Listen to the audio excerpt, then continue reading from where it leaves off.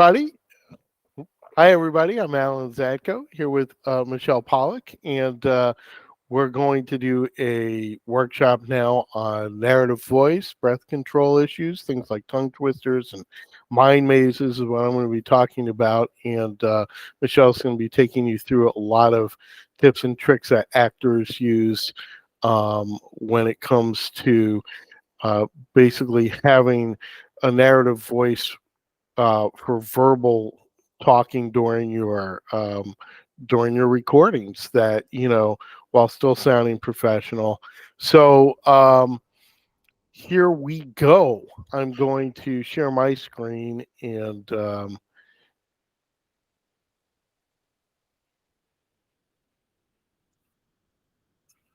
so breath control and other narrating foibles, how to detect and correct them before recording. So, what is breath control? The number one problem for new narrators is breath control. So, I define that as when your voice changes because you've run out of breath by talking for a longer period than you have stamina.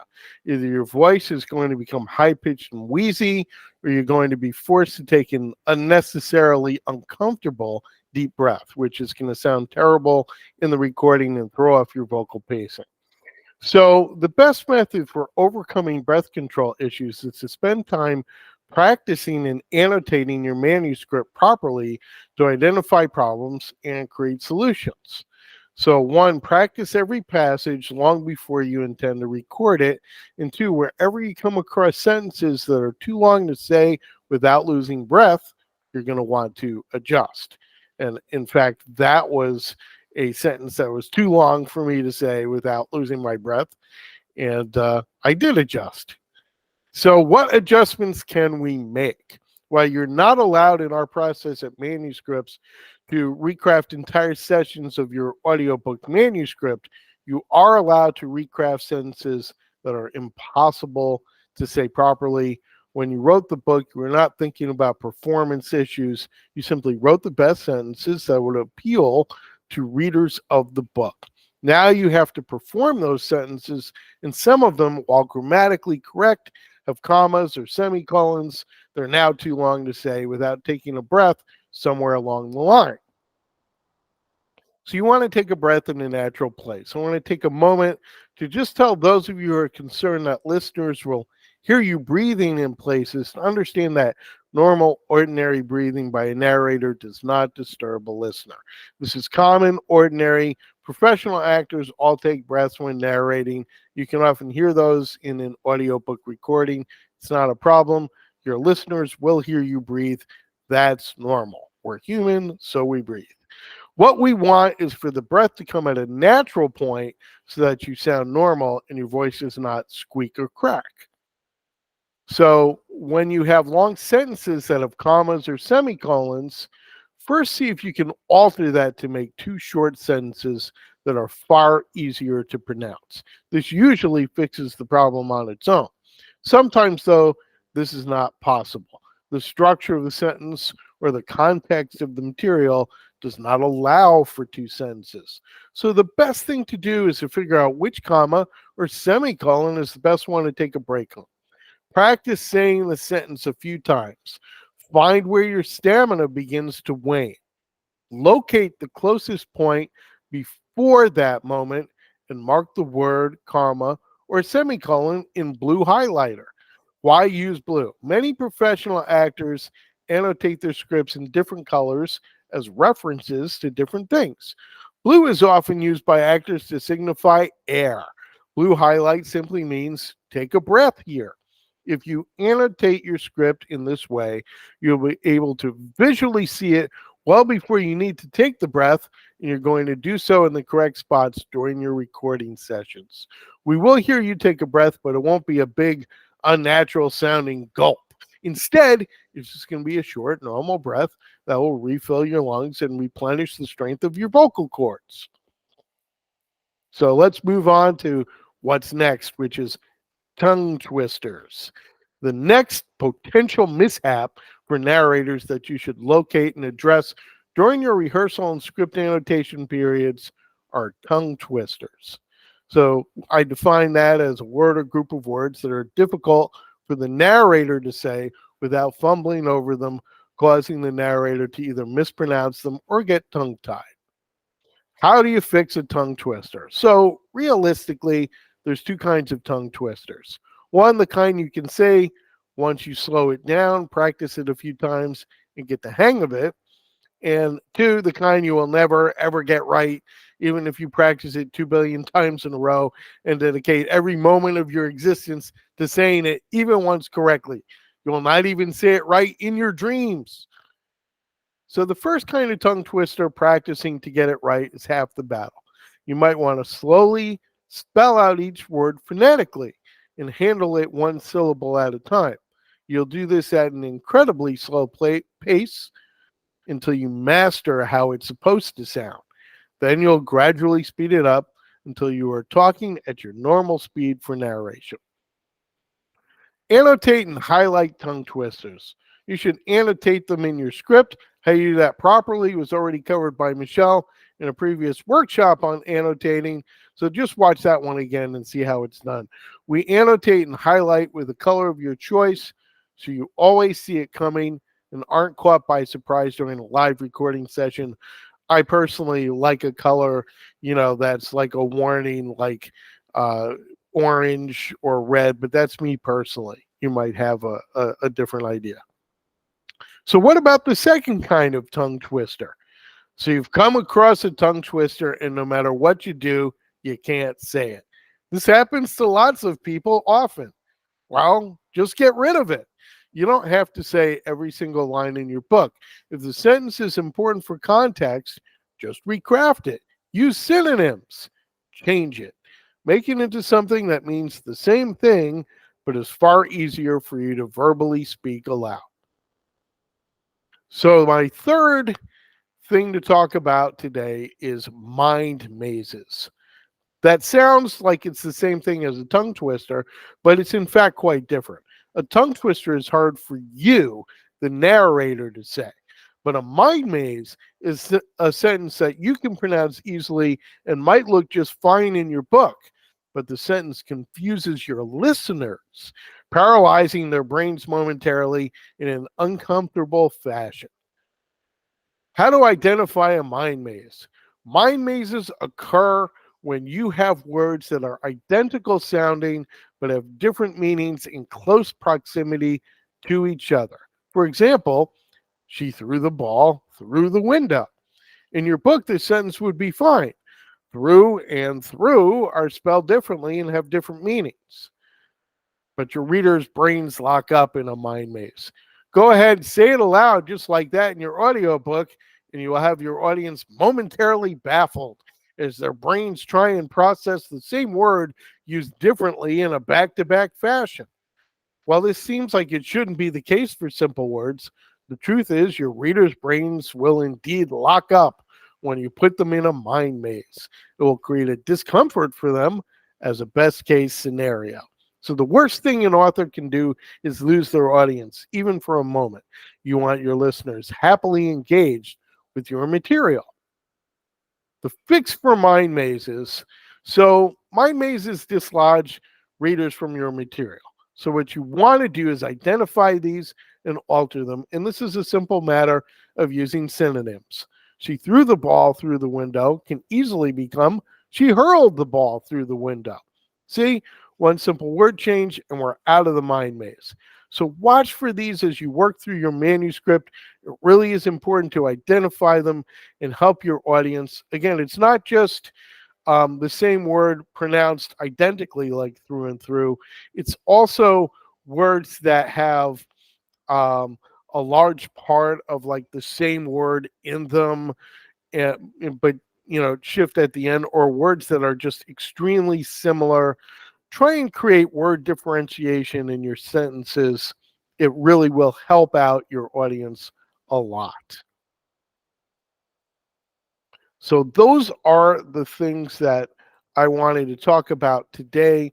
And now I'm going to throw it over to my colleague, Michelle, who's going to talk again about narrative voice and give you some really great tips from the performance perspective. Take it away, Michelle. Thank you. Thank you. Go ahead and pull up my, apparently, there it is. You know. It's giving me a hard time with the screen I want it to share. Oh, really? Okay. I thought, Right. yeah, okay, good. I did allow screen sharing for everyone. So there you go. Perfect. As long as you can see that, that's all that matters. Yes. All right. Fabulous. So I'm actually gonna do, nope. Oh, nope. I know what I'm doing. I haven't had to do PowerPoint in a very long time, so forgive me. Here we go. There we go. There All it right. is. Narrative voice. And when this is in regards to how to keep your narration from being monotone or to one note, essentially. So what is narrative voice in an audiobook? Obviously, when you're writing a book, we often refer to narrative voice as the voice of the perspective of the book, which is usually the narrator. If it's being narrated from first person, third person, that is the voice that we're talking about, and they set the tone of the book. Now, in terms of an audiobook, though, while narrative voice in the context of a book is the point of view of the story, the audiobook, we use it as a term to refer to your actual voice as a narrator, which still sets the tone and or mood for the book itself. So you are essentially presenting that side to your audience, but vocally rather than through just the words. Narrating an audiobook can be a challenge, even among other types of voiceover work. It can be one of the most difficult because there are a lot of different myths, misconceptions about how one is supposed to narrate their audiobook. And some of the bigger myths are that narrations are boring, narrations are long and slow, that they need to be fully professional, or they can't be emotional or fun, which none of this is true. Those are some of the biggest misconceptions of an audiobook. So what helps make a good audiobook narration? First, you should be confident in the terminology in your book, especially if you're doing any kind of book that refers back to data, specific information from journals, particularly medical journals. As we know, those words can get pretty tricky. Names from contributors that you are quoting or pulling source information from. So the terminology in an audiobook is very important in that regard. You want to experiment, but experiment safely. And from that experimenting, learn from it and quickly, because you only have so much time to do your audiobook. And when we say experiment, it means to play with the way that you deliver your audiobook and the way that you provide different levels in your narration. So you're thinking of like how your voice is coming across as you share the story of your book, from the tonality to the leveling. You're going to want to play with that and see what works. You're going to analyze your manuscript, understand the tone that you want to set in each chapter. Your voice is going to be the main component to making sure that the tone and or mood of that chapter is set correctly. So obviously, if the mood is going to be a little bit more somber, you don't want to be cheerful and preppy the whole time through, and vice versa in that regard. And then, of course, listen to your listener. Have a beta listener ready to help provide feedback during the process. Allow them to hear the recordings that you're creating, whether it's the first round of your raw recordings or if you do a practice run. But let them hear it. Let them provide you feedback, because nobody is going to give you better feedback than a potential listener who is going to actually listen to your audiobook. And of course, have fun with it. Having fun does not negate your audiobook being professional. I think that's another big myth that a lot of people get in their head, that they think, oh, I need to be professional because my book is on a serious matter, or I am teaching people how to do something, and thus it needs to be professional. But professional does not equal boring, if you will. So those are kind of things to keep in mind. The big thing to keep in mind when you're recording your audiobook is that even though you aren't exactly acting in it, you are still putting on a type of performance for those who are listening to it. And that is a major key when you are tackling your audiobook. You are still performing. You might not necessarily be acting, but you are performing. So you can add personal flair or personality to your narration by providing vocal emphasis, adjusting your speaking volume at certain spots, dropping in emotionally on personal stories, either that are yours or contribution stories from people you've interviewed, narrating like you were telling the story to a friend, because ultimately the listeners that are listening to your book, they're coming on this journey with you, and it's almost like creating a friend out of them and sharing this information with them. So how would you tell it to them as a friend? And then, of course, enjoying the process of narration overall. If you were enjoying the process, if you were having fun, guarantee your audiobook is going to come out sounding pretty good there. So let's discuss the previous ideas a little bit more fully. And so in saying that, I mean, what do I mean by adding emphasis, adjusting your volume, or adding in emotional aspects or personality? So I have a sentence here, and we're going to kind of tackle these different ideas here with emphasis, emotion, and personality. So if I were to read this sentence just straight on with not really adding anything to it: find people who are willing to help, gather your allies, and tackle the issue as a group so that you have support and variety of perspective. Pretty straightforward. It's not a horrible reading of the sentence, but there's no dynamic reading to it. It kind of comes across very one note. And after a while of talking exactly like that through multiple sentences in a chapter, it's going to get really boring and your audience is going to tune you out because you just sound very consistent and there's nothing for them to really kind of grab onto because your voice isn't doing anything to help them. So in this idea, adding emphasis is actually one of the easiest ways to create levels or different intonation within this context of a single sentence. And you only have to change like a word or two, and that will generally help the sentence sound better. So in this case, if I were to go with this one, we'd say willing would probably be the word I'd want to emphasize. Oops, I need to go back. Accidentally clicked that. Willing would be one of the words I would go with. Gather, tackle, those are some other words I might consider. And then support and perspective or variety. So there's a couple different words I can go with. So I'm just going to kind of naturally go with this and see what sounds good. Find people who are willing to help, gather your allies, and tackle the issue as a group so that you have support and variety of perspective.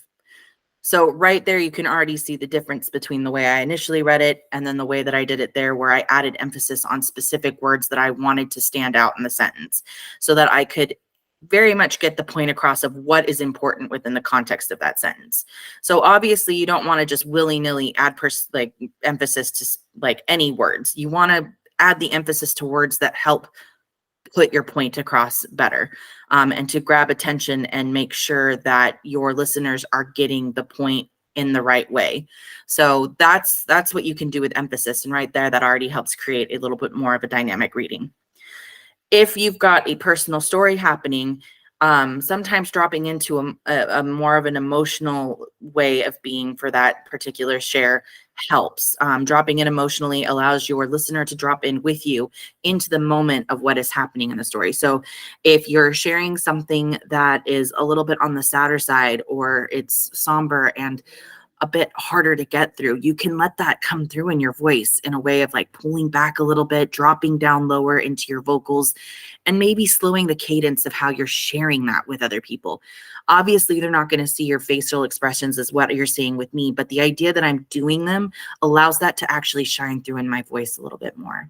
But if it's exciting and you want people to really think that it's like a fun part of the story and you want them to share in that excitement with you, you want to bring your voice back up. You want to speak a little faster, obviously not too fast so that they can't keep up, but you're going to kind of come back into that happier place in your voice. You're going to end your sentences on an up note rather than a down note. So little things like that can actually really help. Obviously, you don't want to just burst out into full-on tears, and you don't want to be like laughing hysterically into your microphone, but just adding a bit of that emotion into the way that you are talking to somebody can really assist in that way. And then, of course, finally, the last one, personality fun. This is a little bit more of a you kind of thing. You want to put you into the way that you read your narration for the book. And that can be little things like when something funny happens and you're kind of expressing that it was a funny moment, and you can kind of add that little laugh into your voice. Or maybe it was really exasperating, so you can kind of drop in that sigh as you say it, and it's enough to kind of pull the gravel into that, like, oh, it was so difficult to deal with. That's kind of adding a little bit of fun, a little bit of personality. You're hamming it up a little, if you will, but not so much to the point that you're tipping the scale and becoming ridiculous. And obviously, in that case, it becomes a more dynamic reading. It makes it more entertaining for your listeners, and they're more likely to stay awake through the course of your audiobook, which is definitely one of your goals for that. But it also becomes a way that you're sharing the story and people can feel like they're involved, that they can be in that moment with you. And it doesn't, again, negate any kind of professionalism out of your audiobook. So when you are finding these places to add emphasis, or you're trying to work out where you might want to drop in emotionally, you want to prepare your manuscript in a way that supports your narrative choices. So obviously this was something we did discuss in a previous workshop for annotations and how to annotate your manuscript. So this kind of falls back onto that. But in that regard, when you're finding spots to add vocal variety for the reading, these are what you want to consider. Highlighting places that you think will be good for adding emphasis or emotion based on what is being talked about in the chapter, making notes on what you plan or want to do in the manuscript for yourself so that when you get to it, you know what's going to happen. And then make sure that you read your manuscript out loud with those notes, making natural choices as you go as well, just to see what sounds good, play with it again. And then also make sure you're recording yourself when you do this so that you have an audio to listen back to after the fact. Because then what you need to do is listen to the recording, make notes on what does or doesn't work, and adjust from there. And then you're going to practice it again and probably again until you feel confident and happy with how the delivery sounds and it is coming across the way that you intended to. So keep in mind, this should only be done as is necessary or needed in the reading. You obviously don't want to go so ham that it becomes ridiculous or over the top and you lose the point of what your book is about in the context of just trying to make it a dynamic reading or a fun reading. Obviously, you don't want to be adding emphasis to spots where it's not needed. You don't want to be adding in certain emotionality in spots that's not needed. And generally, that'll be happening around places like when you're giving certain stats, statistics, and important kind of information that's coming from research that you've done. Emphasis is usually good in certain moments in those types of shares, just to make sure that you are providing them with context clues as to what is most important out of what you're sharing for them to remember. But overall, you want to be careful with how you navigate that. So again, just make sure that you're doing it as is necessary in the reading itself and that you're not going over the top. But I will say, in most cases, most of you are never going to go over the top. If I tell you to ham it up, half the time for you guys, hamming it up is probably right where you need to be. So I wouldn't worry too much. If it doesn't sound bad, don't fix it. Know when it is appropriate to add certain levels of enthusiasm, emotion, personality throughout. So when you're listening back to your own recording, if you enjoyed it, if you thought, yeah, that worked, don't overthink it and don't fix it if it didn't actually sound bad. If nobody's commenting on it, especially if you have a beta listener, then there's no need to go back and redo something. If the tone is meant to be somber or serious, of course, you don't want your vocals to be light and airy or bubbly. So this is kind of a callback to what we talked about a little earlier. And if the tone is meant to be interesting or happy, you don't want your vocals to flatline or be low and slow. So those are big things to keep in mind when you're thinking about like where to add these levels. Final note. This is your book, your story, your voice. Make it you, have fun. And remember that professional does not equal boring. I just realized that it says the professional. That professional does not equal boring. And that is the end of my lovely little slideshow. Yeah, unfortunate typos aren't professional, but I know. that's what Did you happens catch that sometimes. in Do my that. final sweep through? I'm correcting my slides as I go all the time with these Yeah. presentations. So This is why all good. having a proofreader is important. That's right. Yeah. So great stuff, Michelle. Thank you very much. And as each of you that are watching this, I know that we're 3 weeks or so into the cohort. You're thinking, I get this feedback a lot. Like, I wish I'd had this a month ago. Or just understand that there's still plenty of time. We give this to you at during the cohort, and you're not only going to be able to still make corrections on your first draft, but you're going to have a whole second draft.